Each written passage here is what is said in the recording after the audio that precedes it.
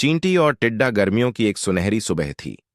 सूरज की किरणें धरती को उजाला और गर्मी दोनों दे रही थीं।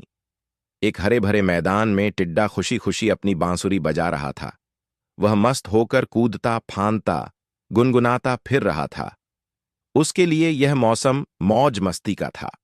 उसी समय उसकी नजर एक तरफ गई, जहां चींटियों का एक झुंड बड़ी मेहनत से खाने का सामान इकट्ठा कर रहा था। वे अपने घरों में दाना पानी जमा करने में व्यस्त थीं। टिड्डे ने हंसते हुए कहा, अरे चींटियों, ये धूप, हरियाली और ताजगी भरा मौसम है। इस समय काम करने की क्या जरूरत? आओ मेरे साथ गाना गाओ, नाचो और मजे करो। एक समझदार चींटी ने रुककर जवाब दिया, नहीं दोस्त, अभी हमारे काम करने का समय है। हम सर्दियों के लिए भोजन जमा कर रहे हैं। जब बर्फ गिरेगी और ठंड बढ़ेगी, तब यही अनाज हमें बचाएगा। टिड्डे ने हंसते हुए कहा, अरे सर्दी अभी बहुत दूर है, इतनी मेहनत क्यों करना, जीवन का आनंद लेना चाहिए। और वह गाते गाते आगे बढ़ गया।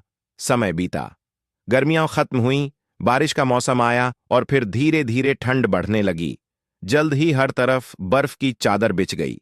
ठंड इतनी ज्यादा थी कि बाहर निकलना भी मुश्किल हो गया। पेड़ पौधे सूख गए, खेतों में कोई अनाज नहीं बचा और खाने की चीजें मिलना नामुमकिन हो गया। टिड्डा भूख से बेहाल इधर उधर भटकने लगा। अब न तो उसके पास खाना था और न ही ठंड से बचने का कोई उपाय।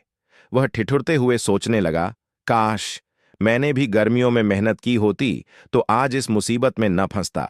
दूसरी ओर चींटियां अपने बिल में सुरक्षित और आराम से थीं। उनके पास खाने का भरपूर भंडार था और वे बिना किसी चिंता के सर्दी के मौसम का सामना कर रही थीं।